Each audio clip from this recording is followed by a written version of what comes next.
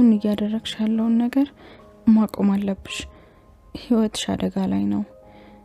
ቃል ከወንድምሽ ጋር ሆና ብዙ ጊዜ ልትገልሽ ሞክራለች። አሁንም ሀብትሽ በስምሽ አዙረሽ የቤተሰብ ቅጽ ውስጥ ካስገባሻት ያለ ጥርጥር ትገልሻለች። እኔ ካንቺ ምንም ነገር አልፈልግም። ይሄ ሁሉ የማደርገው አንቺን በህይወት ለማቆየት ነው። ወንድምሽም ሆነ ቃል በጣም መጥፎ ሰዎች ናቸው። በጥንቃቄ ነገሮችን ብታስተካኪ ነው የሚሻለው። ቃል ወረቀቱን መልሽልኝ በእናትሽ ለምንሽ። አሁን ውጭልኝ ስለፈጠረሽ ቃል ወረቀቱን መልሽልኝ። ውጭልኝ አንቺ አለበለዚያ ግን ራሴን ጎትቼ ማስወጣሽ። ውጭ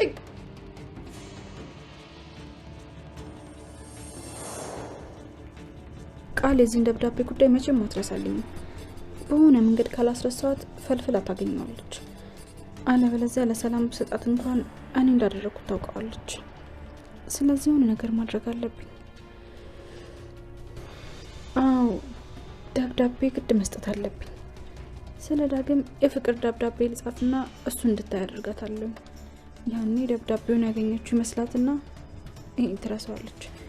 እኔ ደግሞ ለሰላም እውነተኛውን ደብዳቤ ሰጣታለሁ ማለት ነው።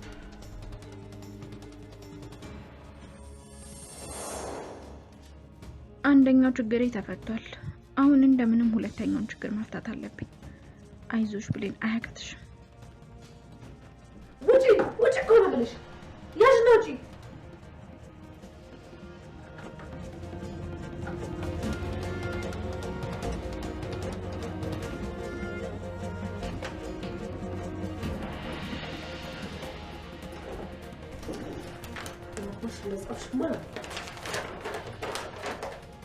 ቆይ እንደዛ የደነገጥሽው ምን ብጽፊ ነው? ዳግዬ አንተ አባቴ ነህ፣ ፍቅሬ ነህ። ስላንተ የሚሰማኝ ስሜት በአካል ደፍሬ መናገር ስለማልችል ነው ይህን የጻፍኩልህ። ስታወራኝ የሚሰማኝ ደስታ፣ ስታቅፈኝ ልቤ ምን ያህል እንደሚሞቅ ስትስመኝ። ሰላም ሰላም ውዴ ቻናል ቤተሰቦች እንዴት ናችሁልኝ? እንኳን ወደ እኔ ቻናል በሰላም መጣችሁልኝ። ደህና ናችሁ ወይ? አደራ ድራማ እንግዲህ ብሌን ለሰላም እውነቱን ለመናገር እያሰበች ነው። እንግዲህ በባለፈው ክፍል ላይ ሰላም ውርሱን ሁሉ ንብረቴን ሁሉ በስሜ ለማድረግና ውርስ ውስጥም ደግሞ ቃልን ለማስገባት እየሰራሁኝ ነው ባለችው መሰረት እንግዲህ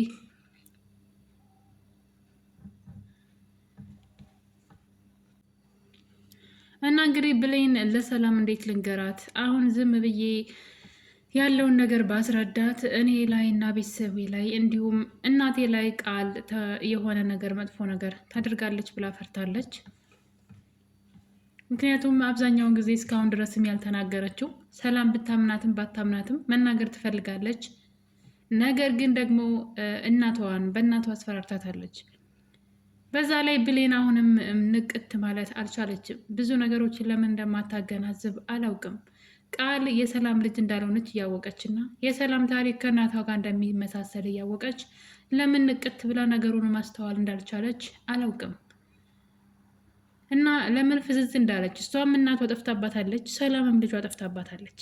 ሰላም ቢያንስ ቃል ልጇ ናት ብላ ስላሰበች ነው ሌሎች ሰዎችን የማትፈልገው። እሷ ግን እናቷን እስካሁን ድረስ አላገኘችም። በዛ ላይ ዙሪያውን ሰላም ጋር ያለ ታሪክ አላት። እሱም ደግሞ በተደጋጋሚ ቃልና የሰላም ወንድም እናትሽ ብለው የውሸት እናት እያመጡ ህይወቷን እንደሚረብሿት፣ እናቷንም በተደጋጋሚ እንደሚያግቱባት ታውቃለች። እና ይህ ነገር ሁሉ እንግዲህ ተደማምሮ እንድትጠራጠር ሊያደርጋት ይገባ ነበር። በኃይሉ ለምንድን ነው እንደዚህ የሚያደርገው? ለምንድን ነው እኔና እናቴን የሚያሳድደን? ለምንድን ነው ለእኔ የውሸት እናት ያመጣው ብላ ቃልስ ለምንድን ነው በዚህ መጠን እንደዚህ እያደረገች ያለችው? በዛ ላይ ቃል የሰላም ልጅ አይደለችም። ሰላም ደግሞ የጠፋች ልጅ እንዳለቻት ታውቃለች። ለዛውም ስሟ ብሌን የተባለ እና ነገሮች ለምን ማለት ምንድን ነው አውቆ የተኛ ቢቀሰቅሱት አይሰማ ይባላል። እና የብሌን እንደዛ ነው የሆነብኝ። ምንም እንዳልተፈጠረ እናቷ ከስሯ አብራት ተቀምጣ እያንዳንዱ ህይወታቸው የሚመሳሰል ታሪክ እያላቸው ነገሩን ለምን ማወቅ እንዳልፈለገች አላውቅም። ዝም ብላ እናቴ ትላለች። አሁንም እናቴ ናፈቀች ትላለች። ለምንድን ነው እንደዚህ ትንሽ እንኳን ማሰብ ያልቻለችው? ለምንድን ነው መንቃት ያልቻለችው? የእናቷ ስም እዚህ ቀደም እንግዲህ ወይዘሮ ገነት ለብሌን የሆነ ነገር ብላት ነበረ። እናትሽን አግኝቻታለሁ፣ እናትሽ አረብ ሀገር 10 ዓመት ቆይታ መታ እዚሁ መገናኛ አካባቢ ቤት ሰርታ እየኖረች ነው እና ስሟ ሰላም ነው አለቻት። እናትሽ ሰላም ብላን የነገረቻት በነገራችን ላይ። በዛ ላይ ደግሞ ብሌን የምትባል ልጅም እየፈለገች ነበረ ብላ እንግዲህ እናቷ እየፈለገቻት እንደሆነ ነግራት፣ ነገር ግን ነገሩ ውሸት ነው ተብሎ እንደቀረ ታውቃለች። እና ከሰላም ጋር ያለው የህይወት ታሪክ ተመሳሳይ ነው። በዛ ላይ ቃል የውሸት ልጁና ገንዘቧን ለመውሰድ እንደመጣች እያወቀች ለምንድን ነው መንቃት ያልቻለችው? ለምንድን ነው ማሰብ ያልቻለችው? እና ትንሽ ግራ ያጋባን የብሌን እንዝላልነት ማለት ነው። እና እንግዲህ እነዚህ ነገሮች በዚህ እንዳሉ ሰላም ደግሞ ሌላ ነገር አመታለች። እሱም ስለ ንብረት ነው። ቃል ስትመኘውና ስታቅደው የነበረውን ነገር ሰላም በትክክለኛው መንገድ እንግዲህ እሷንም መግደል ሳይጠበቅባት ማለት ነው፣ ገንዘቧን ማሳደድ ሳይጠበቅባት ቃል ንብረቱን ሁሉ በስሟ እያደረገችላት ይገኛል። ይሄ ነገር እንግዲህ ብሌንን ረብሿታል። ስለዚህ ለሰላም ማሳወቅ እንዳለባት እያሰበች ነው። እሱም እንግዲህ ምንድን ነው ፊት ለፊት እጄ መናገር አልችልም፣ ነገር ግን የሆነ ወረቀት መጻፍ አለብኝ ብላ አስባለች። እና ለሰላም እንግዲህ ቃል ልጇ እንዳልሆነች እና ከወንድሟ ጋር ተመሳጥራ ገንዘቧን ለመውሰድ ልጁን የመጣች እንጂ የእሷ ትክክለኛ ልጅ እንዳልሆነች የሚያሳይ መረጃዎችን እንግዲህ በወረቀት ጽፋላታለች። ነገር ግን ወረቀቱን እየጻፈች እያለ ቃል ወደ ክላሷ በመሄድ ያው ተጠራጣሪ ስለሆነች ቃል ማለት ነው ፈስ ያለበት ዝላይ አይችልም እንዲሉ ማለት ነው። ሰላም የሰላም ልጅ አለመሆኗን ብሌን ስለምታውቅ እያንዳንዱን እርምጃዋን ትከታተላታለች። በዛም የተነሳ እንግዲህ የጻፈችውን ወረቀት እንድትሰጣትም ሲጣሉ እያየን ነበረ። እሷ ግን አልሰጥም ብላ ወረቀቱን በሌላ ቀይራላታለች። ሌላ ወረቀት ጽፋ ለቃል ሰጣታለች። እና ብሌን ጨከን ብላ እንግዲህ ይህን ነገር ለሰላም መንገር አለባት። ሰላም ነገሮችን ሳታበላሽ ቢያንስ ዲኤንኤን ምርመራ እንኳ ማድረግ ትችላለች። በዛ ላይ በኃይሉ ደግሞ ከዚህ በኋላ የቃል ጥላት ነው የሚሆነው። ቃልን ለመጉዳት ነው ከእስር ቤት እንደወጣ ማለት ነው።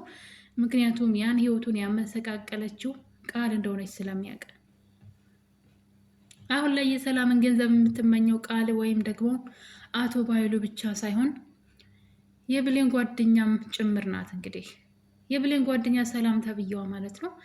እዛ ቤት ከመጣች በኋላ እኔም እንዳንቺ ሰላምን አስወግጄ ንብረቱን የመውሰድ መብት አለኝ እያለች ትገኛለች። እና እንግዲህ ልጅቷ እዛ ቤትን በግድ ገብታለች። ሰላም የሰላምና የብሌን አስተሳሰብ አንድ አይነት ነው። ሰላም ቤቷ ላይ ድራማ እየተካሄደ እያየች ምንድን ነው ብላ ለምን ማሰብ እንዳልቻለች አላውቅም። ምክንያቱም ልጅቷ ቃል የምታደርገው ነገር ሁሉ ግራ የሚያጋባና ትንሽ ጥርጣሬንም የሚያጭር ነው። የምታደርጋቸው ነገሮች ማለት በጣም ብዙ ነገሮች አሉ።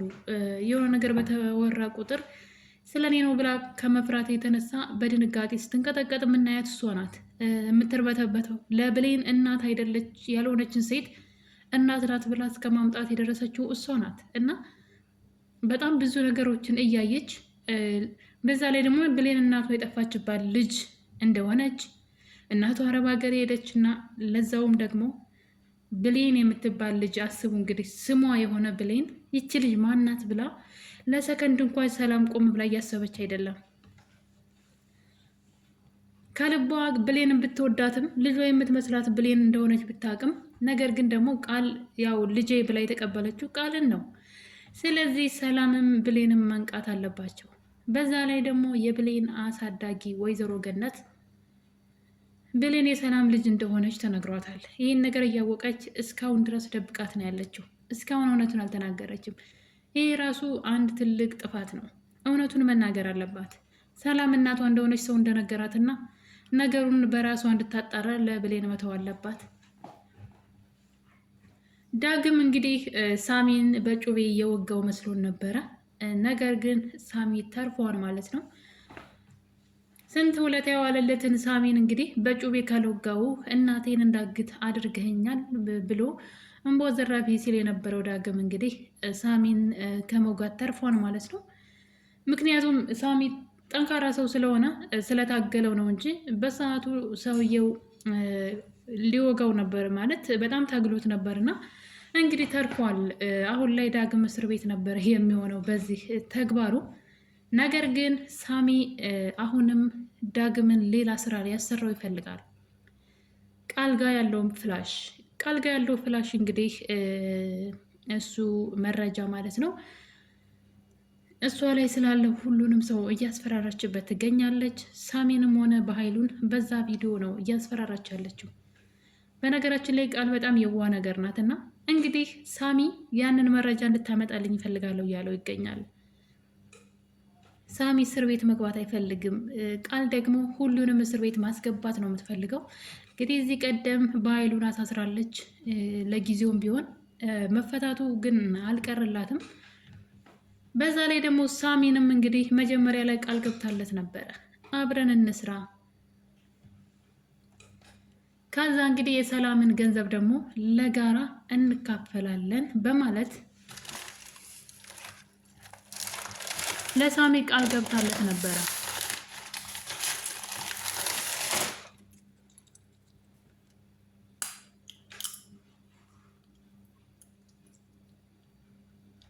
ነገር ግን ገንዘቡ ሲያጓጓት ጊዜ አሁን ላይ ሳሚንም ሳይቀር ማስወገድ ትፈልጋለች።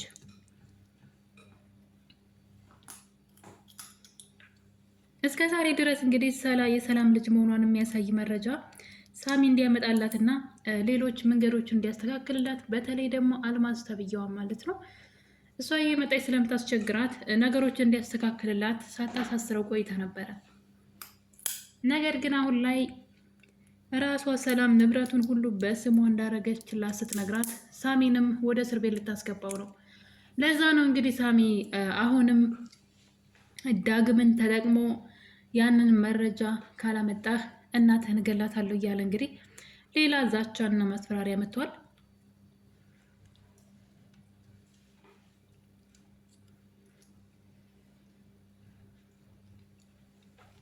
እንደሚታወቀው እንግዲህ ሳሚ ብሌንን ይወዳታል። ለዛም እስር ቤት መግባት አይፈልግም። ዳግምና ብሌንን አለያይቶ ከብሌን ጋር መሆን ይፈልጋል እና በዚህ የተነሳ እንግዲህ መረጃውን ደግሞ ዳግም ግዴታ ከቃል ላይ መውሰድ ስላለበት አንድ ነገር ያስባሉ ማለት ነው። እንግዲህ ቃል ወደ ስልኳ በመደወል ብቻዬን ሆኜ ነው መምጣት ከቻልሽ ወደ ክላሴ ብሎ ይጠራታል። ልጅቷም ወደሱ ክላስ እንግዲህ ያው በጣም ተወደዋለች ልጁን እና እንግዲህ ያው ለሌላ ነገር ነው ወደሱ ክላስ ሄደችው ማለት ነው። በዚህ ቅጽበት እንግዲህ ብሌን ወደ ክላሷ ገብታለች። መረጃውን ታገኘው ይሆን የሚለው ራሱ ሌላ ጥያቄ ነው። ምክንያቱም ላፕቶፖ ላይ ስለሆነ ያለው ማለት ነው። በዛ ላይ በጣም የሚያስጠላው ነገር ግን ቃል ወደ ዳግም ክላስ ከገባች በኋላ ዳግምን ስመዋለች። ይሄ በጣም ከባድና የሚያስጠላው ነገር እንግዲህ ያው አንዳንድ ነገሮች ዋጋ ሊያስከፍሉ ይችላሉ። ግን በዚህ መጠን ደግሞ ራስን እስከ ማዋረድ የሚደርስ ግን መሆን ያልነበረበትም። ዳግም ራሱን መጠበቅ ነበረበት። ነገር ግን ልጅቷ ስመዋለች። እንግዲህ ይህን ነገር ብሌን አየች ማለት ነገሮች ሁሉ ይበላሻሉ። ለጊዜውም ቢሆን ብሌን ወደ ሳሚ ልትሄድ ትችላለች። እና ውድ ቤተሰቦች እንግዲህ ብሌን በጣም ብዙ ድራማዎችን እያየች ነገር ግን አለመንቃቱ አሁንም ቢያናድደንም ነገር ግን እውነት በራሷ ጊዜ ተደብቃ ስለማትቀር የብሌን እውነት መውጣቱ የማይቀር ነው።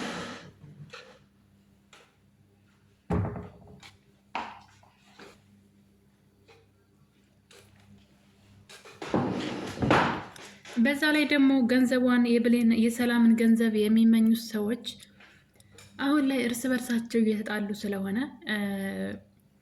እንግዲህ የእሷን ጉዳይ ትተው የራሳቸውን ጉዳይ የሚያበስሉ ይመስለኛል። አቶ ባይሉ እንግዲህ ከእስር ቤት ሲፈታ ቃል የት ልትገባ ትችላለች? ቃል እዛ ቤት የሰላም ልጅ ሆና የመቆየቷ ነገር አሳሳቢ ነው። ባይሉ ሲፈታ ድጋሚ እሷን አምኖ እዛ ቤት እንድትቆይ አይፈቅድላትም። ስለዚህ ወይ ራሱ በኃይሉ እውነቱን ሊናገር ይችላል፣ ከእህቱ ይቅርታ ለማግኘት ማለት ነው። እስከዛሬ ለሰራው ስህተት ሁሉ እህቱ ይቅርታ እንድታደርግለት ይህንን ነገር እውነታው ብሌን የሷ ልጅ ቃል ደግሞ የሱ ምንድን ነው የሚባለው ተዋናይ ሆና ወደ እሷ ቤት ወደ እሷ ህይወት የመጣች ሰው እንደሆነች እህቱን ይቅርታ ጠይቆ ለእህቱ መንገር አለበት ብዬ አስባለሁኝ።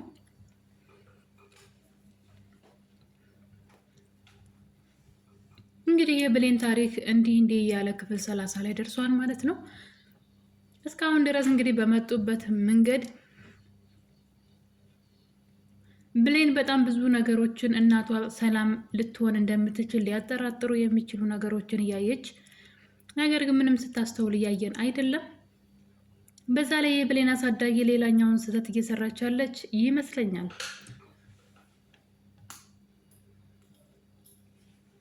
ምክንያቱም ደግሞ እዚህ ቀደም እንግዲህ የተጣላቻት እንዴት ትደብቅኛለሽ እናቴ በህይወት እንዳለች እያወቅሽ ወይም ደግሞ እናቴ እንዳለች እያወቅሽ እንዴት ትደብቅኛለሽ በሚል ነበረ ጸባቸው።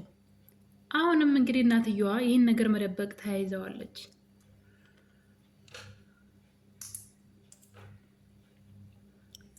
የብሌን እና የሰላም መጨረሻ ምን ሊሆን ይችላል የሚለው ነገር በጣም አጓጊ ነው። የቃል ገንዘብ ወዳድነት እሷ ብቻ ሳትሆን አሁን ላይ ጓደኛዋን ሳትቀር የሰላምን ገንዘብ የምትመኝ ሴት ሆናለች። ልጅቷ በእርግጥ ትክክል ናት። ቃል ያልሰራችበትን የሰላምን ገንዘብ ለግሏ ለማድረግ ስትሯሯጥ ስታይ እሷም የቃልን ያክል መብት አላት ማለት ነው። እና ሰላምን እገላታለሁ እያለች ነው እንግዲህ። ሰላም መንቃት አለባት። በተለይ ደግሞ ንብረቷን ቃልን ልጄ ብላ ከንብረቷ ድርሻ ሳታስገባ በፊት ብሌን እውነቱን ልትነግራት ይገባል። የመጣ ይምጣ ብላ ይህን ሆነ ልትጋፈጥ ይገባል። እውነቱን እያወቀች ዝም ማለቷ፣ በዛ ላይ ደግሞ ሳሚ እንዲሁም ደግሞ ዳግም ይህን ነገር ያውቃሉ። ዳግም እዚህ ቀደም አቶ በኃይሉና ቃል ሳሎን ውስጥ የሆነ ነገር ሲያወሩ ይሰማቸዋል። የሰላም ትክክለኛ ልጅ ብሌን ናት። እሷ ደግሞ እዚህ ቤት ሰራተኛ ሆና መታለች። ስለዚህ እናትና ልጅ እንዳይቀራረቡና አብረው እንዳይሆኑ መስራት አለብሽ። ሁለቱ ከተቀራረቡ እናትና ልጅ መሆናቸው በሆነ ምክንያት ሊያውቁ ስለሚችሉ ተጠንቀቂ እያለ ሲያወራ፣ ዳግም ደግሞ ድንገት ወደ ሰላም ቤት ሲገባ በር ላይ ሙሉ ያወሩትን ወሬ ሰምተዋል። ነገር ግን ያኔ ስለ ብሌን አያውቅም ነበር። ብሌን ገና የዛን ቀን መጣቷ ስለነበረ ማንን ነው ስለምንድን ነው የሚያወሩት ብሎ ነገሩን ብዙ ቦታ አልሰጠውም። ስለዚህ ብሌን ነቃ ማለት አለባት። እናቷ ሰላም መሆኗንም መጠራጠር አለባት። እንዲሁም ደግሞ አሳዳጊዋ ወይም ደግሞ የዳግም እናት ወይዘሮ ገነት እውነቱን ሊነግሯት ይገባል ብዬ አስባለሁ። የኔ ውድ ቤተሰቦች እናንተስ በዚህ ዙሪያ ምን ሀሳብ አላችሁ? አስተያየታችሁን እንግዲህ ኮሜንት ላይ በማስቀመጥ ሀሳብ አስተያየታችሁን አስቀምጡልኝ። ለቤቴ አዲስ የሆናችሁ ደግሞ ሰብስክራይብ በማድረግ አበረታቱኝ አደራ። ክፍል 30 እንግዲህ ይህን ይመስል ነበረ። በሌላ በክፍል 31 እስከምንገናኝ ድረስ የዛሬ ቪዲዮን ይመስል ነበረ። ቸር ቆዩልኝ።